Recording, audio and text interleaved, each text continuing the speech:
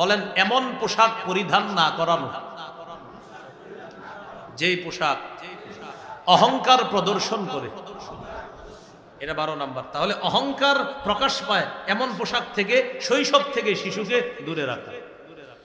قال رسول الله صلى الله عليه وسلم كلوا واشربوا وتصدقوا والبسوا ما لم يخالطه إسراف أو مخيلة।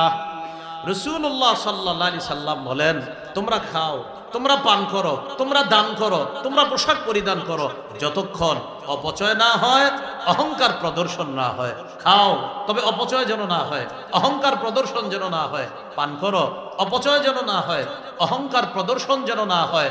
দান করো, দান যেন তোমাকে অহংকারী না বানায়।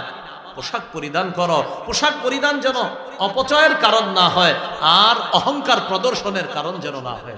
আল্লাহ কথাগুলো মনে রাখার তৌফিক দান করেন।